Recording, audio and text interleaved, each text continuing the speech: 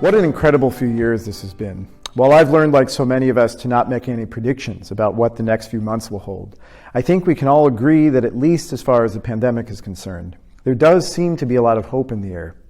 I've already taken more than enough time reflecting on the pandemic experience and how this has affected our community life, our sense of connection with each other, and our general well-being here at Dor Shemet. For a year and a half, I woke up every Saturday morning to stand here in this empty sanctuary, looking at my laptop, joining you for Shabbat services as we all work together to do our best to hold on to the strength and hope, all that we could during those challenging times of separation early in the pandemic.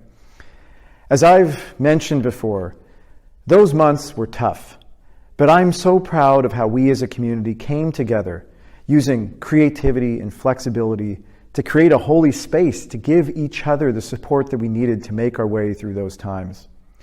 And now that all of us, I hope, are vaccinated, and so many of the regulations have been lifted, we are finally able to at least have the opportunity to step back into a community that, while not the way it used to be, is at least a bit more familiar. We've been having hybrid services now for a few months. We've been welcoming people physically into this sacred space we've created together and continually online. We've had a wonderful Purim celebration. We've had kids programs and other smaller programs like the book clubs and others here in this sanctuary space over the past few months.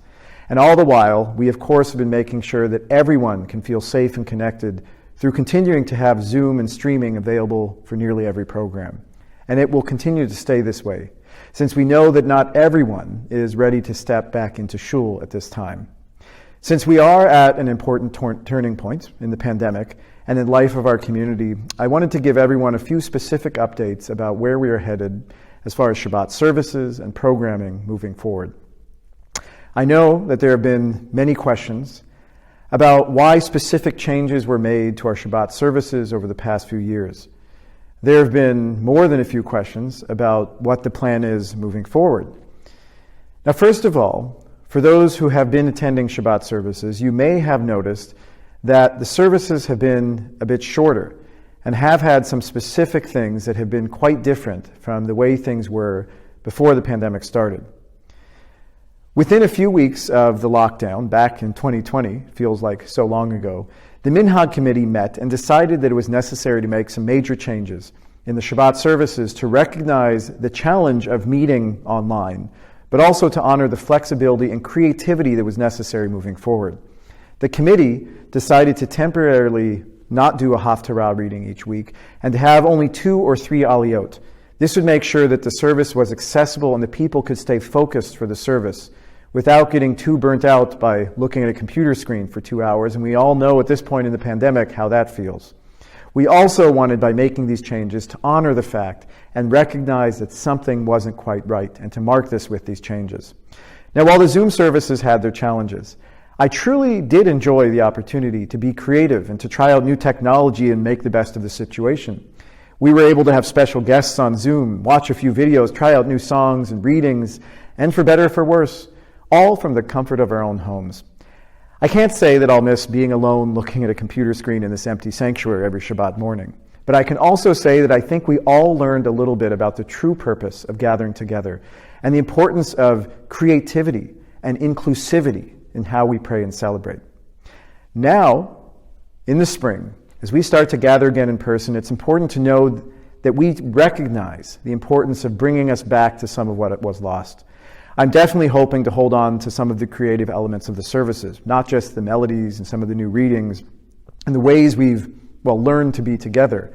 But I also recognize the desire for many people that they have what they consider more familiar aspects of the Dor Shemet service.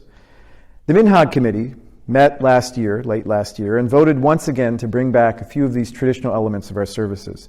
Starting the first week of June, we will be having a monthly traditional service with a Haftarah reading and more full prayers, including some of what we chose to cut and had to cut during the pandemic.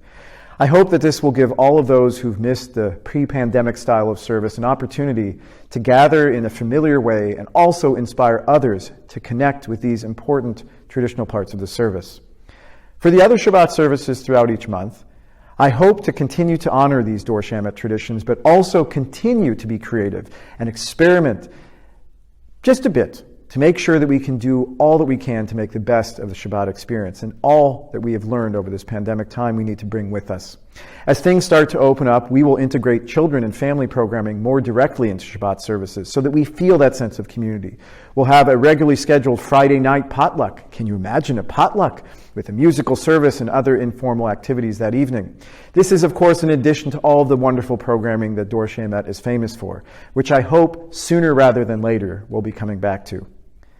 Now, I've been in this community now for nearly 6 years, and I've never been filled with more hope and excitement about what our future holds. With all that we've learned over the past 2 years, and with a new sense of perspective, we have the opportunity to grow and learn from each other as we make this community something that will continue to inspire us, which will continue to welcome those in need of spiritual strength and community, and, if I can say it, can be a guiding light as we make our way through the rest of our journeys together. I look forward to seeing all of you soon, maybe some of you next weekend, April 30th, for our special Shabbat and Kiddush. And I wish you the best for a wonderful spring, end of year, filled with growing connections and hope. And please, don't hesitate to reach out if you have any questions, concern, or if you want to just take a walk or get a cup of coffee or schmooze, let me know. I would love to see you. Now, to finish off, in our calendar, after Pesach, we're in the wonderful time of counting the Omer, taking each day step by step as we head from the newfound freedom of Pesach up the mountain to the revelation of Shavuot. Day by day, step by step, this is truly the time to take all that we can from the lessons of the pandemic and everything else we've seen and experienced the past few years, to own it, to learn from it, to grow, and to be challenged as we make ourselves and our community better. As I've said before, we're all in this together, so here we go.